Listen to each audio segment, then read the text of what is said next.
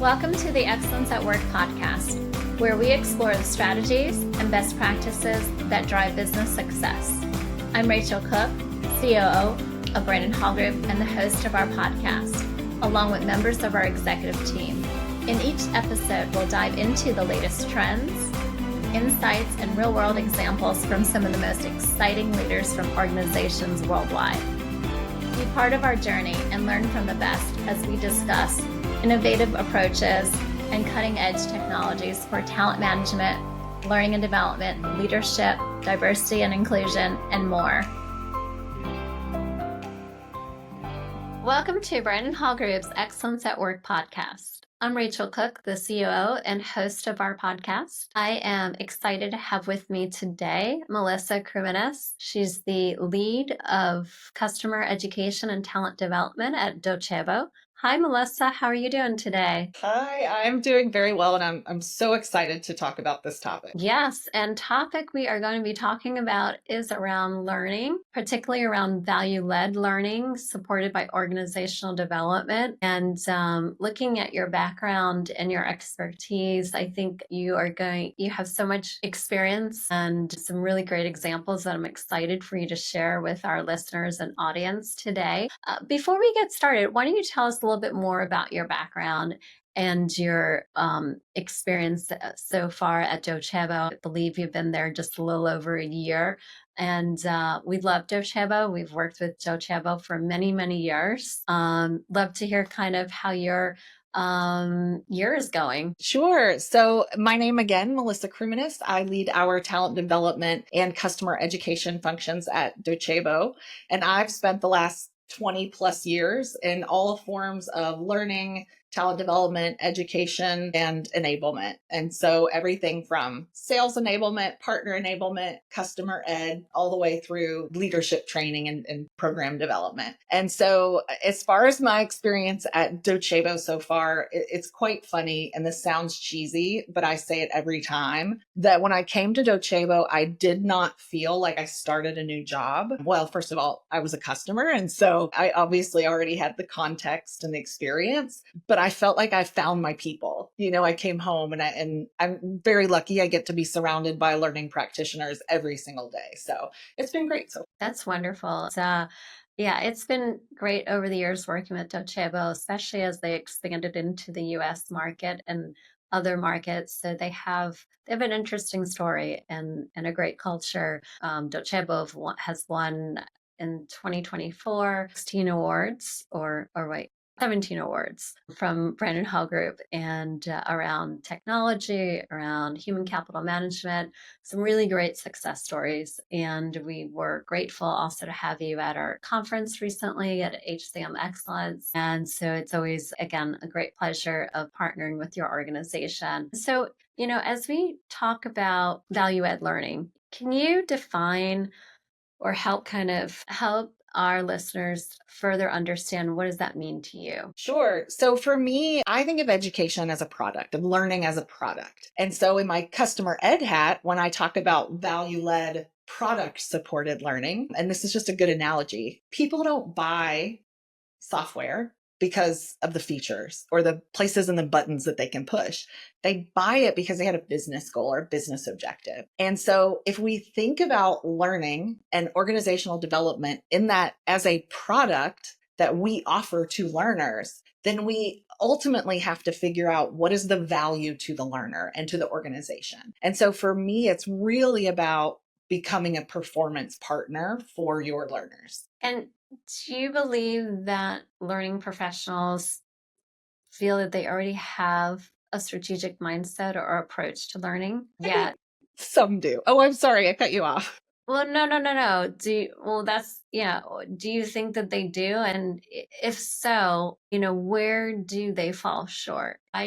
Why aren't learning programs as successful as they can be? I think that's a great question. And so before I answer how they are strategic, I think we have to think about what strategy is. And so in my mind, strategy is really looking forward at where you want to be, right? In 3, 5, 10 years, and making decisions and choices today to say no to something today so that you can say yes to something tomorrow, so that you can reach that 3, 5, 10-year goal. And so what I've found is a lot of times, especially learning practitioners, we tend to equate strategic alignment with just having a metric that is not a consumption metric. And I think that's a really big part of it, but it's not the full picture. And so for me, there's three main things, right? We have to be able to determine business gaps like a performance partner. We have to be able to measure impact. And this one's a really fun one, and we can chat about in a moment, but to measure impact like a performance partner, not our impact, their impact. And then ultimately, we could do both of those things. But if we're not communicating it effectively to the people that matter, and the people that matter being all levels of the organization, just in different ways, then we'll never be seen as performance partners either. I'd like to go back to your point you made about looking at your 3 to 5 year plan, right? Your strategic plan. How are you looking at that, or how is that shaping? We've heard a lot of different leaders talking about how that needs to even be shortened because of generative AI and the speed of technology and where it's taking us, that these plans. So I'm just curious to see the work that you're doing in trying to balance that strategic view that,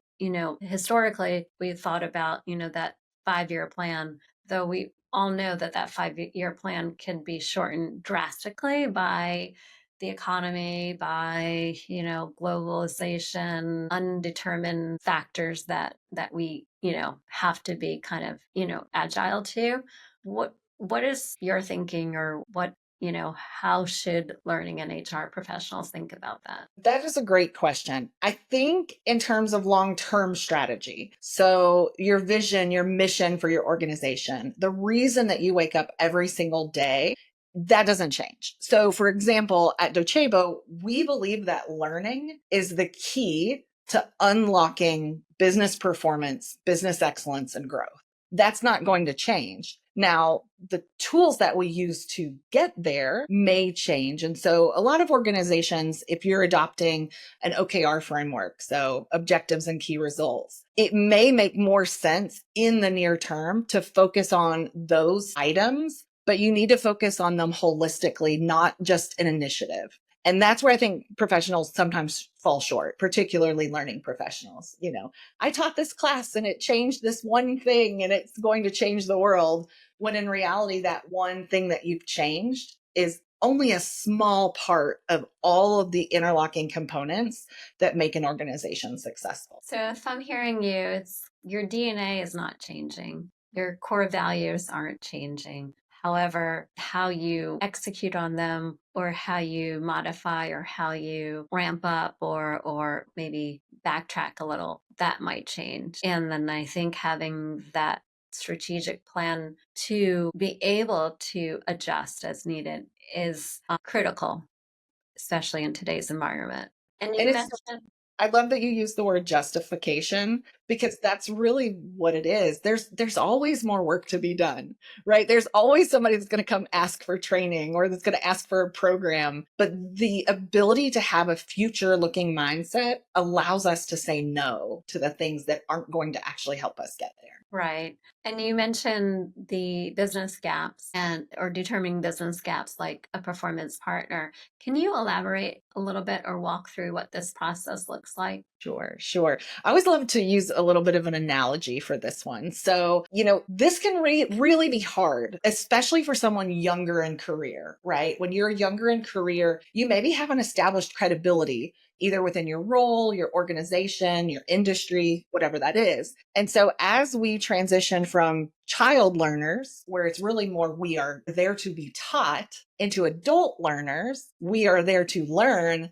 We are there to learn because we're motivated by some sort of goal. And we can talk about motivation in a minute. So when I think about what it means to be a performance partner and how we become a performance partner, I think there's 3 keys. So and they all boil down to the same thing, which is become a student of your learner. So you need to understand their business, you need to understand their industry, and you need to understand the role or the person. And again, I love an analogy. So I'll give you an example. I'm going to use a sales example because every industry has sales. So everybody can relate to, we've got to sell something in some way.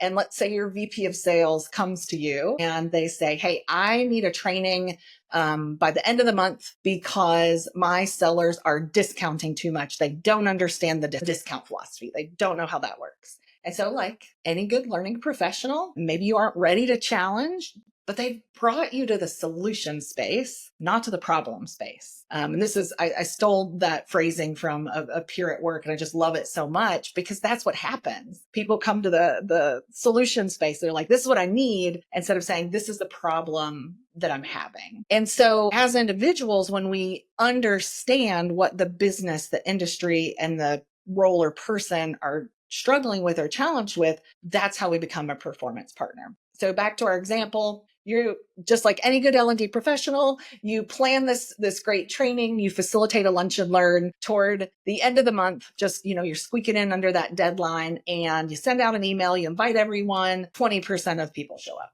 And you're disappointed, but you think, okay, I'm going to send an email afterwards. I'm going to send out a video and a job aid. I'm doing all the things that I know I should be doing.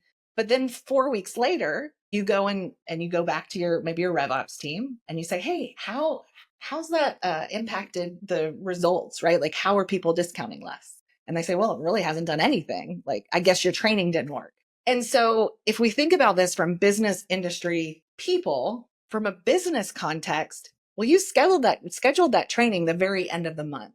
That maybe, let's pretend it's March, it's also the end of their quarter. So if I am a seller and my business priority is to meet quota by the end of that quarter, you've now positioned an obstacle to my success instead of an opportunity to be successful. And so I think industry is the same way. If you're in a highly regulated industry, if you're selling into government, there are nuances, right? If you're selling into financial institutions, there's nuances. The same is true whether you're working with the legal department, right? They're going to have different nuances based on industry. We all do. And lastly, really around that person. And when I say an obstacle to their success, they are making a choice to attend your training or to go close a deal that gives them their paycheck. So when we don't take those things into consideration, we really look like we're out of touch with the business. And you can't be a performance partner if you're creating obstacles instead of opportunities. So how can they do a better job and I think you've said being a student of the learner, how can do they do this by more conversations, by surveys, by, I don't know, sitting in sales meetings? Let's say we're using the sales analogy. How can they ensure that they're meeting them at the right time in the right place? So I think this is going to depend a lot on the makeup of the organization. Mm-hmm. For example, you could work in a very large organization that has, so I'll share at Docebo, for example, our enablement team is aligned to particular roles. In doing that, it gives that enablement lead the opportunity to get very close with and a very in-depth understanding of the day-to-day nuances of that role, the business, and the industry. But let's say you're a party of one and you're a learning team of one or two, and you don't have I don't want to say privilege, but let's say the privilege of getting to get that in depth. That's where tools like AI are just invaluable. Earlier today, I was thinking through this example, went to Chat GPT, and based on my experience, I had some content or some concept. And I said, hey, tell me the top barriers to discounting too much. Like, why do sellers discount too much? And if I'm a seller in the SaaS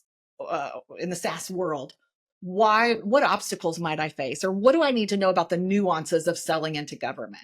ChatGPT is an excellent way for people to really scale that and use technology as a force multiplier. It's a great way to get started or to kind of reinforce your point and to just kind of add some meat to your substance. So yes. And you mentioned metrics. We talk a lot about metrics. All of our award programs or applications, that is a key criteria in order to be recognized, is to be able to show impact. When measuring impact as a performance partner, how do you help your clients, or would you say the majority of them already have a well-established approach to their metrics?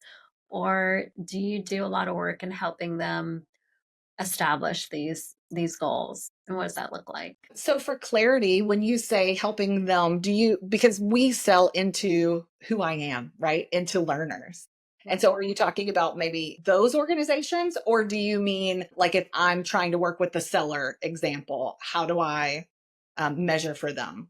I just want a little clarity. Sorry. No, no, no. Great question. I think you could share both. So Okay. I'm sure you have different scenarios for different situations. So I think whatever is relevant or whatever you feel that you have the most experience, I'd be interested, I'm sure, our audience, because I think the metrics and the impact piece is the hardest for companies or for learning or HR to establish, whether it's for themselves internally or even for partners working with their clients. It's a challenge. So I think it's very similar, honestly. If I narrow it down, we just boil it down to three big things. For me, it's being able to look at leading indicators, lagging indicators, and I'm going to throw a new one. Everybody's heard of leading and lagging indicators, but we also have to look at cascading indicators. And so what do I mean by that? Normally, organizations that aren't, I don't want to say aren't that developed, but maybe are a little nascent in their metrics practice, they're looking at consumption data, right? They're looking at how many people completed this training, how many hours of training did people spend. And those are still really important metrics. Some people call them vanity metrics. I would disagree. I think they're really important leading indicators of whether your program can or will be successful. If only 20% of the people came to the discounting lunch and learn that you did, and 0 people opened the additional resources, there's no way that it had the impact that you were looking to make. Where I would say more mature learning organizations specifically, and to some extent also, right, like the departments that you serve within your organization, where there is a challenge is not always being able to tie to the lagging indicator. And I think that's 2 reasons. As learning professionals, our lagging indicator, and this is the thing that's going to when I learned this, it just blew my mind and it changed the way that I think about metrics. Our lagging indicators are leading indicators for the learner's business. So if somebody comes to me and says, we're discounting too much, right? And I need a training, they're meeting me in the solution space. But that's my lagging indicator. So I do a training on, and I'm simplifying, right? Let's say I do training and continuous support on this discounting process and we improve discount rates. Well, what does that do if we improve discount rates? What's the cascading, right? Leading indicator, lagging indicator, cascading indicator.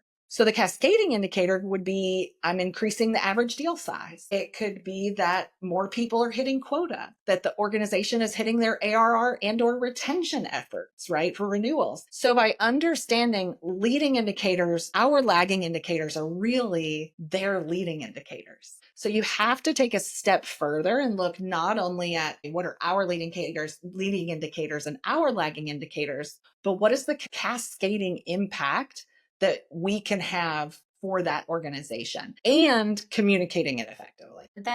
I like because too often I think when you think about metrics or measurement, oftentimes you'll hear, it's more than just a seat or more than just check the box they participated. But I don't hear too many professionals talking about when they don't participate, what is the problem, or, making that part of the measurement approach. And yes, maybe they are, but I don't think it's communicated enough. I think oftentimes maybe there's a development program or a learning program that has been presented, and then if there's a lack of interest or lack of participation, they don't revisit it enough to then say it's maybe the program's still great, but there's lack of communication that it was available. And that is oftentimes another issue too, because there are a lot of resources that companies have, yet there's not enough communication with what's available and how to access it to all. However, technology is helping change that, but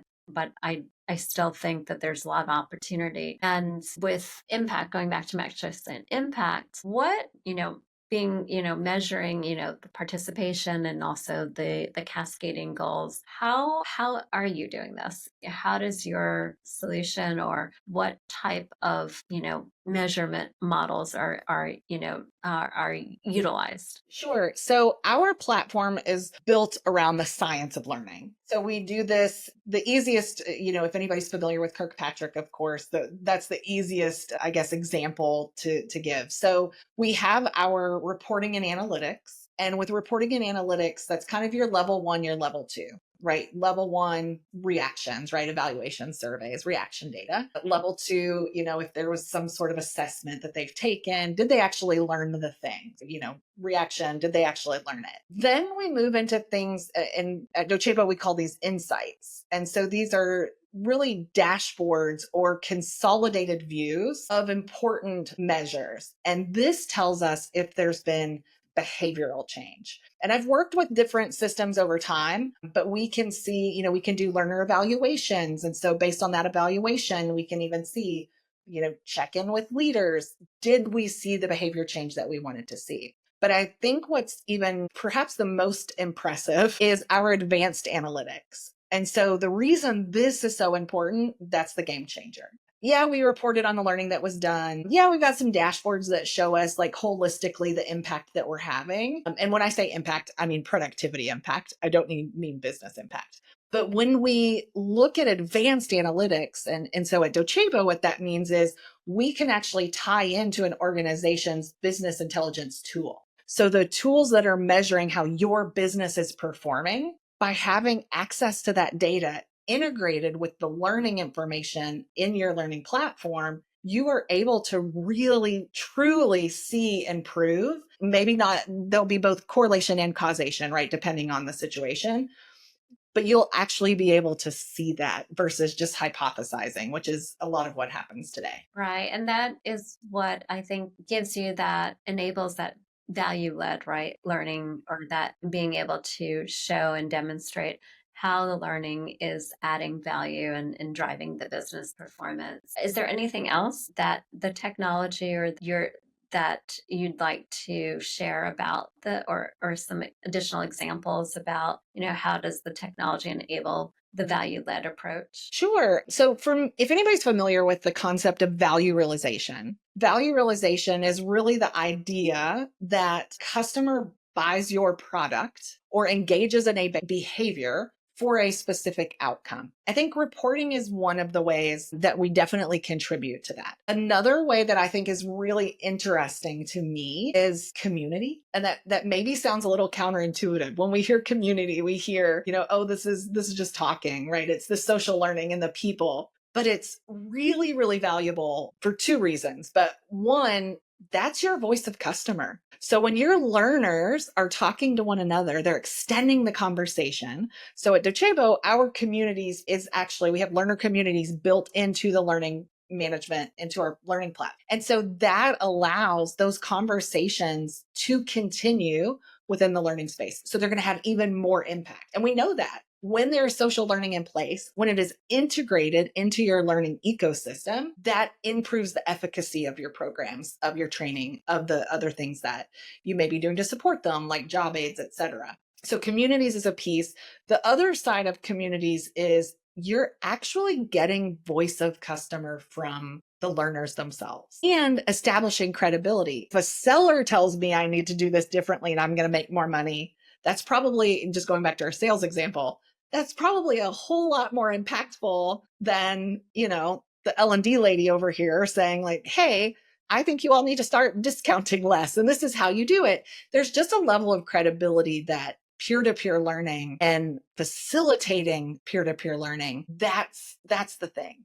That's the part that I think just unlocks so much potential for us. I agree with that. As organizations are looking at this, or considering it, what's some advice do you have as they kind of transition into this approach? I mean, they may have variations of it, but if they, are looking to become more strategic and really drive greater performance or value through their learning approach, what are some of the steps or critical advice that you can offer? Ooh, critical advice that I can offer. I really think it's a matter of making sure that you are measuring the right things. And it's not just about learning. So, learning, leading, and cascading. It's about making sure that when you're looking at, we call it a needs analysis, right? As learners, but it's really not a needs analysis. The needs analysis is for you.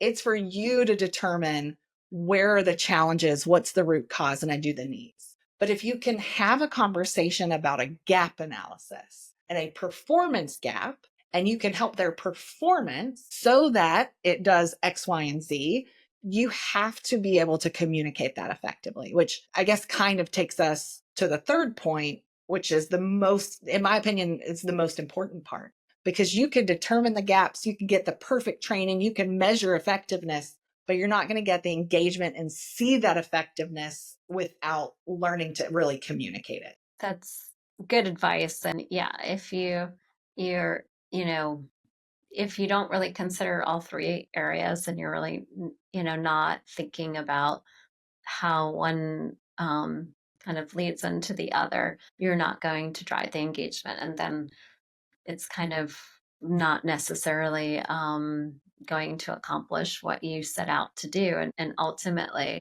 drive culture, drive certain behaviors, and help support the bottom line and drive the business results, right? So, but if you are thinking about it and you are strategic and you are taking in consideration the needs, the business, and also making sure you're developing value to your learning and the right types of learning and connecting at the right time, and then using the technology to help support it, then you're going to see much greater benefit. And as we do in our research and our organizations that we work with. Anything else, Melissa, that you would like to share? What's in store for Docebo for, we're already in the first quarter of 2025, so it's going by fast. It is going by fast. I think a couple of things. So, in terms of just technology in general, being able to have this data is critical. And so we're always continuing to look at ways to improve, how we serve from a data standpoint. The other thing that I think is just critical for every single person in a working role anywhere is around AI, upskilling in AI, being able to utilize AI in a way that empowers that value-led messaging. So for example, with Docebo, we have an AI-powered learning platform, and that allows us to ultimately surface hyper-personalized content so that the right person is getting the right content at the right place. The other thing that it will really set us up to do to be successful is we have AI authoring. So not only can we use source materials to automatically generate learning content, but we can also translate it into the language of the user. So there are a lot of really fun things there. If it's okay, I'd love to take a little step back to the communication piece, because I think this is a piece that can be really challenging for people. And I have a couple of tips I'd love to share. Fantastic. Please share. Okay, so when we think about communicating, for any of you all have heard me talk about this topic in the past, I'm so passionate about it. We have to stop talking like instructional designers. We can't talk about us and what we're doing. And the easiest way to prevent this is to think in the context of your customer. And for us, if learning is the product, the learner is the customer. So we can't talk about, we're going to teach you this, we're going to train on this. We have to be able to communicate, you're going to learn this, which will empower you to be able to do Y. And it's a whole lot easier than people think it is. What do people care about? What would motivate you to go do something? For most people, that's either going to be, they're going to make more money, they're going to make their life easier, or they're going to get a promotion. And that differs based on your role in the organization. So as an individual, I'm more worried about maybe my KPIs. What are the performance indicators that I need to get a good performance review? Or what are the behaviors that I need to do to drive the outcomes that I need to make commission or to meet my performance review? As a frontline leader, this is it's a critical shift. Not all frontline leaders even know how to make this shift effectively. They have to stop thinking, I don't want to say stop, right? In addition to thinking about key performance indicators, they have to go into more corporate wide objective thinking. What are the things that we're trying to accomplish as a business? And so these are going to be things like team performance, productivity, efficiency, quality, but more at a functional level. And then lastly is really when you're talking to your senior leaders. And so senior leaders are looking at things like financial metrics, customer and employee experience or satisfaction, and probably most importantly, risk mitigation. And so if you can figure out who you're talking to, what are the things that are important to them and speak in their language, that's how you're going to get the engagement and buy-in that will really help you make the impact you're looking to make. Well, that's a great way to sum it up and to shed some light on a very important topic. Thank you, Melissa. Thanks for joining me today. Thank you for sharing your expertise. And thank you, everyone, for listening in. Until next time.